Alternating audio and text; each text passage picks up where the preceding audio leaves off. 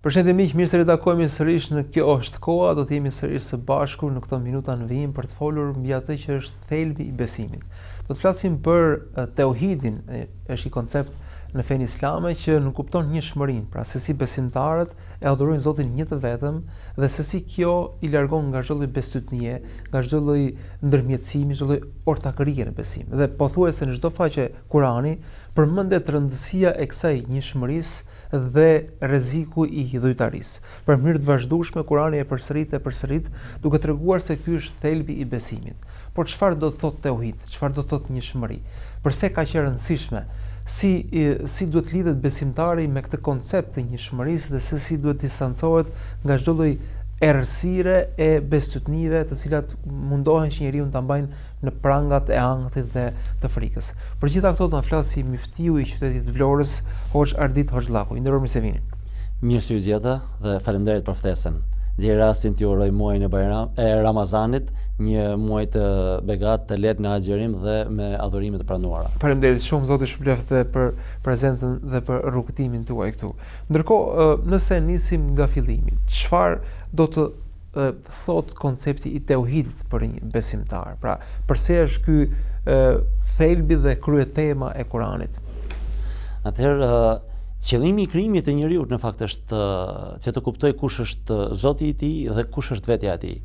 Pra, Zoti i gjithësisë në momentin kur na tregon formulën La ilaha illallah Muhammadur Rasulullah, na tregon se çfarë duhet të mohojmë në fillim, pra të pastrojmë terrenin për të kuptuar se kush është i vetmi.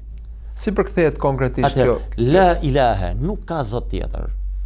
Illallah, përveç Allahut të madhëruar. Në këtë moment ne kuptojmë se Zoti i gjithësisë, krijuesi i çdo gjëje, është i vetmi që meriton të adhurohet, është i vetmi që meriton t'i drejtohet një njeri. Pra, ta kuptoj se ky njeri është i dobët, e ka një krijues që është rregullatori i çdo gjëje. Pra, mohojmë në radhë të parë çdo gjë në kontekstin e adhurimit. Pra, fillon me një lloj refuzimi fillimisht, pra refuzon çdo lloj besimi, çdo lloj lidhje. Pra, pastrohesh nga çdo lloj mbetje, errësire mund t'i themi ne, sepse aty ku hyn besimi është njësoj si fija e shkrepsës. Mund të hyni në një dhomë shumë të madhe që është plot errësirë. Në momentin që ju ndezni një shkrepse, aty humbet errësira.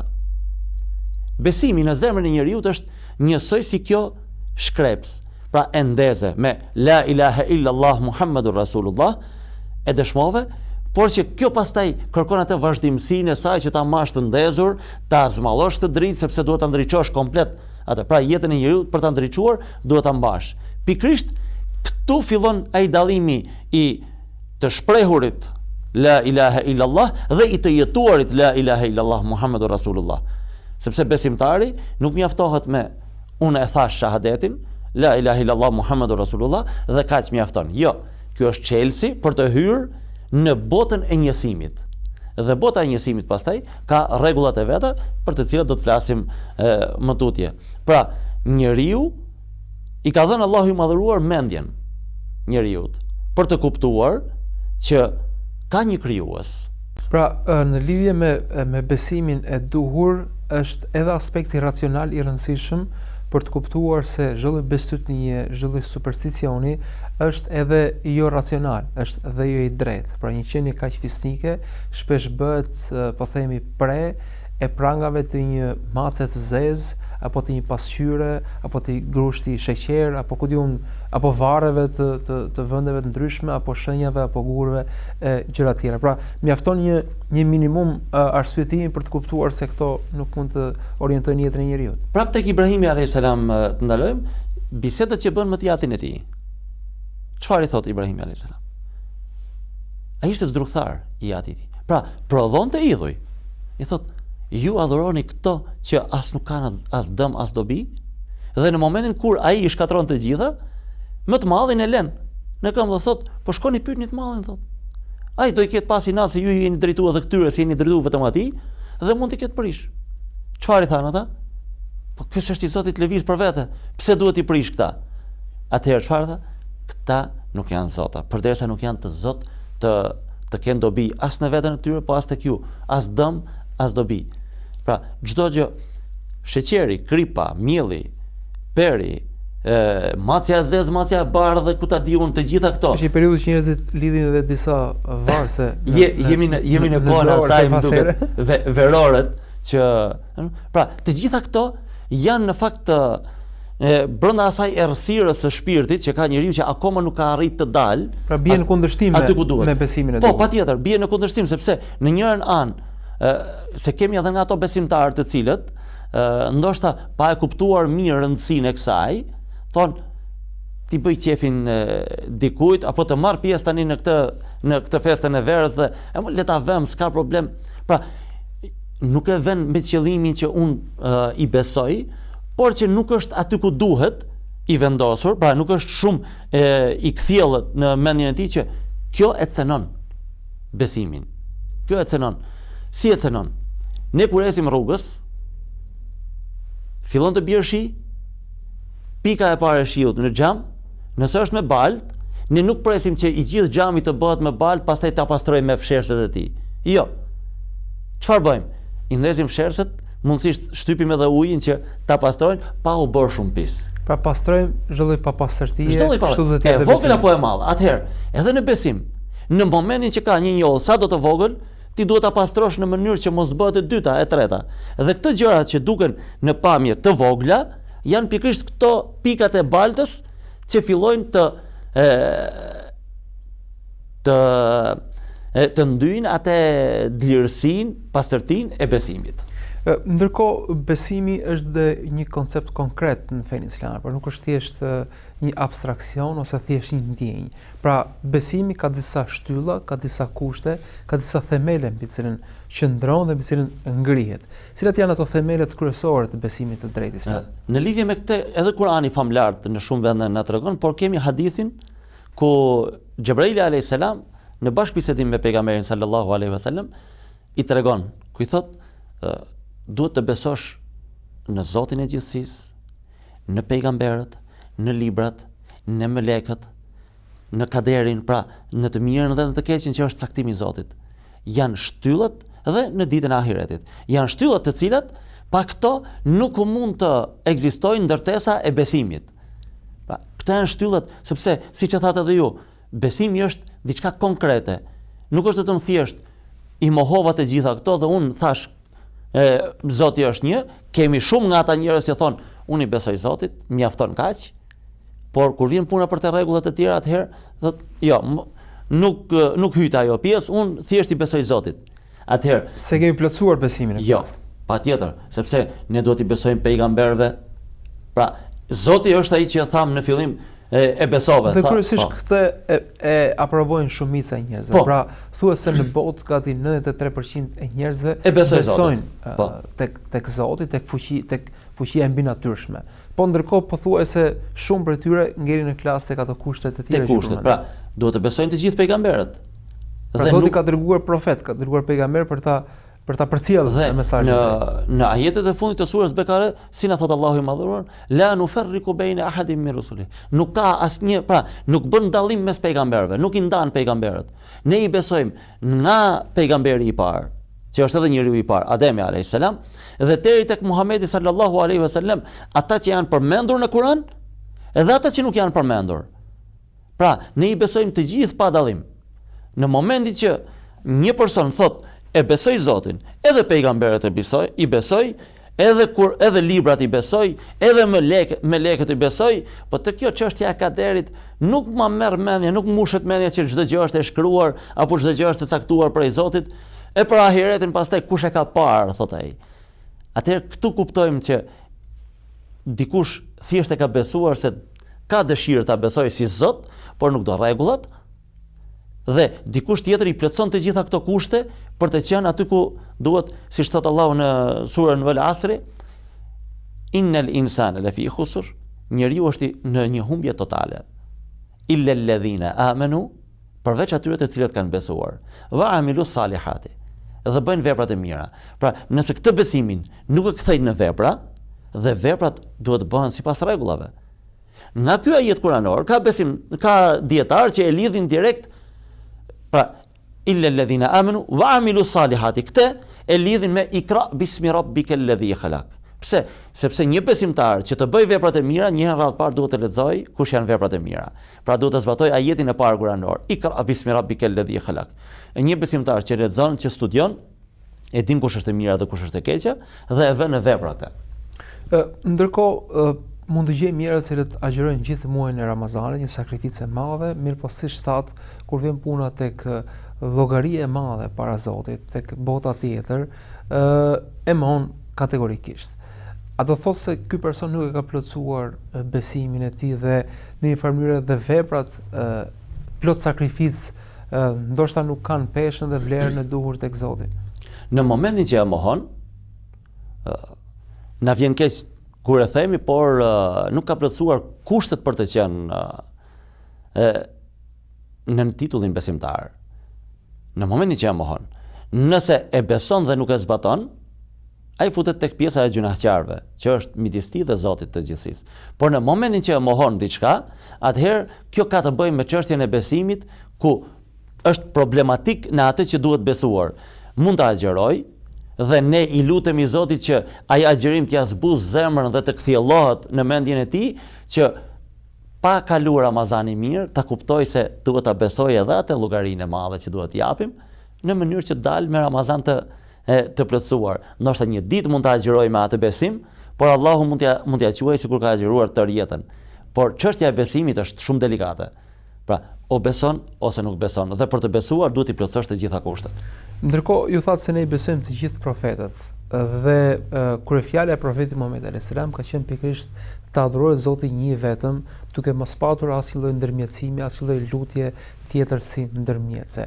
A ka qenë ky edhe boshti dhe kryefjala e të gjithë profetëve? A kanë ardhur të gjithë profetët me këtë qëllim kryesor? Të gjithë pejgamberët, Zoti i gjithësisë ka dërguar me një mision. Drejtimin për në rrugë të drejtë, pra besimin e Zotit të vetëm, dhe në adhurimin e tij.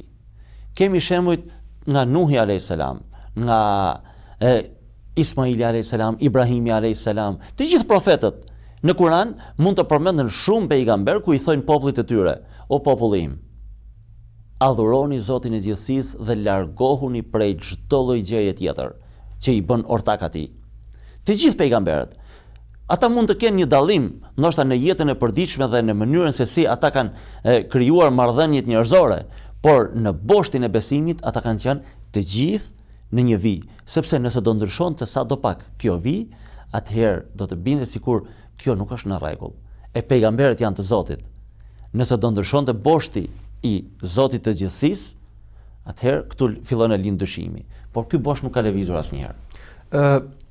Gjithashtu edhe në shoqërinë tonë, pra duket sikur njeriu është i prirur për supersticion, pra marrëdhënien me fatin, me kaderin, me të nesmen shpesh e ka plot ankth dhe mund të bjerë në këto thashethemet se në një vend të mirë dikujt i ka ecur mbar, kush ka shkuar atje ka bërë pelegrinazh shëruar e me radhë. Dhe siç thash, gjej njerëz që edhe frekuentojnë xhamin, edhe agjerojnë, po shpesh marrin pjesë te këto pelegrinazhet e maleve të shenjta, e varreve të shenjta, e gjëra të ngjashme.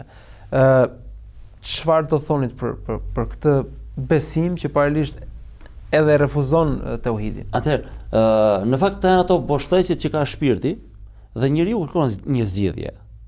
Në momentin që i bie një hall, ky njeri kërkon një zgjidhje. Dhe njeriu, thot Zoti i gjithësisë, është krijuar, thot, mbi nxitimin. Pra njeriu nxiton. Dhe do që ta zgjidh atë problem në mënyrën më të shpejtë. Dhe zakonisht, ata të cilët ushqehen me errësirën dhe boshtëqet e shpirtit të njerëzve të cilët kanë halle, janë pikërisht këta njerëz që thonë filan gur është i mirë, filan vend është i mirë, nëse shkon atje do shërohesh, dhe njeriu nga halli që ka, shkon dhe bie preh e kësaj. Në fakt, kjo nuk është asgjë tjetër vetëm se një gënjeshtër, e cila e mashtron përkohësisht, por që nuk ja zgjidh problemin, vetëm se e dëmton këtë njeri. E dëmton si shpirtërisht, e largon nga Zoti i gjithësisë. E largon edhe me trup, e largon edhe me shpirt. Në momentin që ne e dim shumë mirë për hadithin që thot pejgamberi alayhis salam, ai që shikon fall Dhe ai që i drejtohet atij që shikon fall, janë të mallkuar dhe janë njerëz të cilët janë të refuzuar nga Zoti i gjithësisë. Si puna e kësaj janë edhe të gjithë ata të cilët i mashtrojnë njerëzit, që gjoja ata din të shërojnë, ata din të bëjnë gjëra të tilla dhe më lejoni t'ju tregoj diçka që më ka ndodhur në jetën time. Në kohën kur kam qenë në Tepelen, për 10 vjet me radhë kam qenë myfti i Tepelenës, këto lloj bestytnish ishin shumë të përhapura.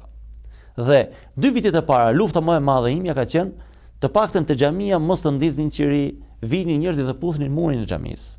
Dhe unë ju thoja, xhamin e keni hapur. Hyni brenda dhe lutjuni Zotit me gjuhën që dini ju.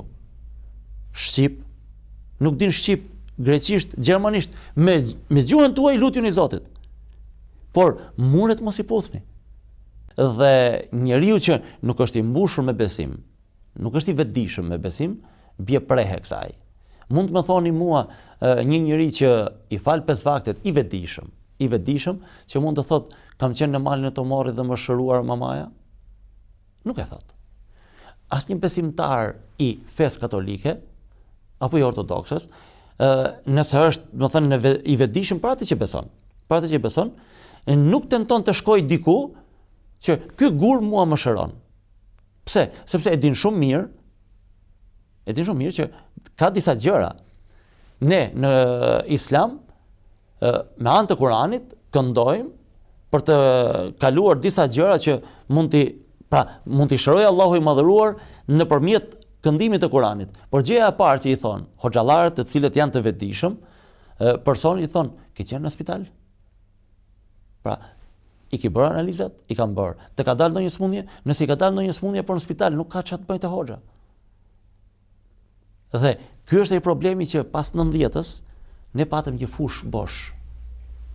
Pra, Shqipëria ka qenë, po themi, një tokë djerë nga ligjërimi fetar, nga njerëz të formuar fetarisht dhe aty lexuan pafund fallxor dhe profet të rem që merrnin qaf njerëz pafund. Shpesh herë ne diskutojmë me kolegët tanë, sepse tashmë u bëm 20 vjet në terren, e diskutojmë që pse ra Shqipëria në atë gjendje. Ne patëm një periudhë errësire shumë të madhe, jo nga 67 deri në 90. Ne e patëm para 67-s. Sepse u përgatit terreni për të ardhur te 67-a. Dhe për të ardhur te 67-a, ne e dim shumë mirë që klerin fetar e ndan në 3 grupe. Pra, në 3 kategori. Kategoria e parë ishte kategoria që pranoi të bashkëpunoj. Kategoria e dytë ishte ajo inferior, mos më intereson çfarë bëhet, dhe kategoria e tretë ishte ata që hynë në burg. Ata që ngritën zërin kundra komunizmit. Dhe pra, nga 10 ngelen 3 ata që folën. Dhe pas 90-s, ata 3, njëri kishte vdek, ose të 2 kishin vdek, vetëm një kishte ngel nga ata. Mirë po, ata që heshtën, ose ata që pranuan të bashkëpunojnë, në 90-ën u bën prapë hoxhallar. Dhe çfarë bën? Një mënyrë për të fituar shpejt dhe për të jetuar, ata filluan të shkruajnë. Kjo hajmali është më e fortë, bën 20.000 lekë, kjo është më e dobët, ka shkrime më pak, bën 5.000 lekë. Këtë i kemi jetuar ne. Dhe kur i kemi fol kundra këtyre, na kanë thënë që shiko, ju po na prishni fen. Pra dhe ato hajmali që pretendohet se janë me shkronja kuranore, se brenda mund të ketë, po thimun, gjëra që lidhen me Kuranin, edhe ato janë në logjikën e supersticionit dhe nuk e lidhin njëri me Zotin. Ajo në radhë të parë është gjëja që i hap derën shirkut. Ortakris tek Zoti i gjithësisë. Pse? Sepse njeriu në momentin që ata e ka varë apo e man diku, nuk beson më ashtu siç duhet tek Zoti, po thot më mbron kjo. Në momentin që thot më mbron kjo, ai e harron Zotin se thot kam këtë. Kjo e largon nga Zoti, nuk e afron me Zotin. Jo, e largon nga Zoti i gjithësisë. Pra çdo lloj hajmalie, çdo lloj besytnie, çdo lloj guri, çdo lloj patkoji, çdo lloj varse në fen islam ajo tufa e hudhrave është që ndaluar. vendoset diku, apo brirët e dashit që vendosen diku, patkoj që vendoset diku, të gjitha këto janë shkaqe që njeriu në largojnë nga besimi i vërtet. Edhe nuk i sillin asnjë gjë të Asgjë. mirë. Ndërkohë nëse njeriu ka një hall, ka një problem, ka një sëmundje, ka një vështirësi, do të gjejë zgjidhje, çfarë të bëj? Kujt i drejtohet dhe si të drejtohet? Allahu i madhëruar në radhë të parë njeriu e ka krijuar me logjik të shëndosh. Dhe këtij njeriu ka dhënë të drejtën të zgjedh profesionet që ne i kemi zgjedh të gjithë. Nëse është i sëmur, gjëja e parë që duhet të bëj, duhet të shkojë në spital. Të bëj të gjitha analizat dhe të marr në fund të saj del epikriza, nëse është një sëmundje që kurohet në fushën e mjekësisë, kjo mund të jetë mjekësia, pra shkencore që ne kemi, mund të jetë edhe kjo alternativja që tashmë është bërë goxha e njohur. Dhe nëse nuk është aty, atëherë vim tek Kurani famlar që thotë Kurani është shërim. Po si është shërim Kurani? Ne nuk pretendojmë se ai ajet kuranor shëron. Jo. Allahu i madhëruar na ka treguar se në momentin që njeriu mund të ketë magji, mund të ketë ankth, mund të ketë sy, çfarë duhet të këndojmë tek Allahu i madhëruar, që Allahu i madhëruar të hapat çelsin. Për të hyrë në namaz, ne duhet të marrim tekbir. Tekbiri nuk është namazi, është një pjesë e namazit. Këndimi i Kuranit është një pjesë që hap derën Allahu i madhëruar që ta shërojë atë. Pra, njeriu duhet i marr hapat konkret në radhë parë tek doktori, dhe nëse doktori thot nga ana shëndetësore, fizike, nuk ke asgjë, nuk shoh asgjë, atëherë mund të shkojë edhe tek psikologu. Sepse ky mund të jetë një ankth që ka përjetuar diçka në jetën e tij dhe për ta kaluar atë duhet një profesionist ta ndihmoj se si ta kaloj. Ky mund të jetë edhe një hoxh i vetëdijshëm. Pse e themi vetëdijshëm? E themi vetëdijshëm sepse kemi prap edhe prej atyre që e kanë përdor, vazhdojnë ta përdorin. Dhe shpesh herë ne ju themi njerëzve që keni kujdes. Nëse shkoni te një hoxh, mos ju vi turp ta pyesni. Më fal, ku e ke marrë shkollën? Sepse është njësoj sikur doktori që mund të thotë, unë jam doktor i mirë. Ku e ke marrë? S'kam nevojë për shkollën. Pra, ashtu si që çdo bluzë e bardhë tregon për një mjek profesionist, ashtu edhe jo çdo çallm tregon për një hoxh kompetent. Patjetër. Pra, sepse në njërin anë gjysma e doktorit mund të shkatërrojë këtë jetë, siç e thatë edhe ju, por në anën tjetër gjysma e hoxhës do të shkatërrojë ahiretin. Ndërkohë, cilat janë momentet dhe mënyrat më të mira që në këto ditë ne t'i drejtohemi Zotit edhe për hallet tona, edhe për problemet tona, dhe si është metoda më e mirë për të lutur? Atëherë, Allahu i madhëruar në Kur'anin famlar na thot Bismillahirrahmanirrahim, ud'uni fastajib lakum. Lutmuni mua që unë t'ju përgjigjem juve për çdo lloj hallit. Dhe e ndan njerëzit në dy kategori, ata të cilët kërkojnë vetëm për këtë dynja dhe ata të cilët kërkojnë për këtë dynja dhe për dynjan tjetër. E na ka treguar për disa kohë, momente që janë shumë të favorshme për t'i kërkuar Allahut të madhëruar. Ne falim namaz 5 herë në ditë. Po të flasim edhe për ata që falin vetëm xhuman. Allahu ju amundsoft t'i falin të gjitha. Ata që falin vetëm Bajramin, ju amundsoft që të falin xhuman edhe 5 vaktet. Pra, çdo njeri hap pas hapi, Zoti e qoft aty ku duhet që ai ta meritojnë fjalën besimtar. Nëse çdo njeriu është drejt për drejt, thot Allahu, vendi më i afërt me robën tim thot është sejdëja. Aty njeriu duhet i kërkojë Allahut të madhëruar çdo gjë. Qoftë për këtë dynja edhe për dynjan tjetër. Kjo është e para që e kemi përditshme. Në mesin e natës, Allahu i madhëruar thot zbret mëshira ime në katin në qiellin e tokës. Dhe thret, a ka ndonjë njeri që ka hall? E Allahu nuk e vën kush që këtë lutje ta bëjnë në arabisht. Të zgjohet, edhe t'i kërkoj Allahut në shqip.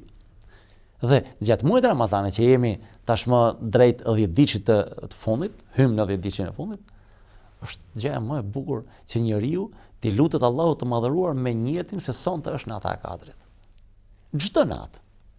Ti lutet Allahut, o Allah, për mua sonte është nata e Kadrit. Ti kërkoj udhëzim për veten e vet, për familjen e tij, për ndonjë hall që ka, për zgjidhjen e hallit, për çdo gjë ti kërkoj Edhe ama jo vetëm një natë. 10 në të rresht t'ja kërkojnë, o Allah, për mua është nata 4. Pra të insistoj, të ketë këmbgulje dhe të ketë shpresë plot se Zoti do t'i përgjigjet. Njeriu duhet të ngul këmbë në atë që kërkon. Duhet të ngul këmbë në atë që kërkon. Në mënyrë që Allahu të thotë, robi im nuk do të shkëputet nga aty derisa unë t'ja realizoj atë që kërkon. Pastaj, siç e tham, nata 4 për neve është 10 net e fundit. Jo vetëm një natë, çdo natë është nata 4. Me atë vetdije duhet të adhurojmë Allahun e Madhër. Fillojnë namazet e natës. Përveç taravive, ndoshta në çdo xhami jo, po në shumicën e xhamive fillon namazi i natës. E në një vend ku bëhet lutja me xhamat. Ka gjë më të bukur. Ai njeri le ti bashkohet asaj lutje vetëm ti thot Allahut me zemër, amin. Sepse Allahu i madhëruar në lutje na jep shërim, na jep mëshirë, na jep begati, na jep bereqet, na jep çdo gjë dhe njeriu nga një herë mashtrohet ku thot këtë problem do ta zgjidh vet. Në momentin që thot këtë problem do ta zgjidh vet, Allahu i madhëruar thot robi im ka kërkuar që unë ta lë vetëm atë me problemin që ka. Fillon me atë mundin e tij për ta zgjidhur, por nuk e zgjidh dot. Dhe i bjen në mend thot, unë kam një Zot. O Allah, unë mundova ta zgjidh vet këtë problem, nuk e zgjidh atë. Unë mbështet atë ti. Më ndihmo. Allahu i madhëruar me mëshirën e tij thot, robi im e kuptoi sa i dobët është. Robi im u mbështet tek mëshira, tek madhështia ime. Mua nuk më shkon ta lë në rrugë. Dhe Allahu e zgjidh atë problem. Pra, t'i kthehemi Zotit dhe të largohemi nga çdo lloj besytnie, të cilat janë burime ankthi, ndërsa tauhidi, njëshmëria është burim mëshire dhe shirimi nga çdo lloj prange. A ka gjë më të bukur se të jesh në hije në një umbrellë të madhe që ti i bindur se të mbron nga çdo gjë, të mbron nga pikat e shiut, të mbron nga gurët, të mbron nga çdo gjë. Pra, je poshtë një umbrellë, s'ke nevojë për streha të tjera dhe të panevojshme. Asgjë tjetër. Dhe Allahu thot, mëshira ime ka kapluar çdo gjë. Kjo na mjafton për të qenë të qetë, që nëse ne i besojmë ashtu siç duhet Allahut të madhëruar dhe mundohemi të kryejmë obligimet tona ashtu siç duhet, pavarësisht se ne i kryejmë me gabime, por Allahu e dikte që ne i kryejmë me gabime, e Allahu siç na ka mësuar në Kur'an, ku na thot, lutuni mua ku thoni, o Allah, mos na i merr parasysh gabimet që bëjmë. Mos na ngarko më tepër se ç'bajmë. Dhe neve na ndihmo. Ndaj çdo të keqe, ndaj popullit që na sulmon, ndaj atij që të mohon ty, pra, kundër çdo gjë na ndihmo dhe nuk ka forcë tjetër mbi ty që neve na mbron. Në momentin që njeriu është i bindur për këtë, është i qetë shpirtërisht, fizikisht, materialisht çdo gjë. Vetëm falenderoj shumë për këto shpjegime, për këto citime nga Kurani famulart, nga hadithet e Profetit alayhis salam dhe për këtë inkurajim që gjithë secili të drejtohet Zotit dhe të largohet nga çdo besytnie. Zoti ju shpëlbeft. Zoti ju shpëlbeft edhe juve. Për miq, këtu e mbyllim takimin e sotëm, ishim me miftiun e Vlorës, hoxhën e nderuar Ardit Hoxhallaku, i cili na shpjegoi qartësisht se çdo lloj besytni është errësirë dhe është prangosje dhe çdo lloj dorëzim dhe kthim nga Zoti është çlirim për njeriu emocionalisht, mendërisht dhe fitoria më e madhe në besimin e tij. Unë falenderoj që qëndruat me ne dhe miru takosh.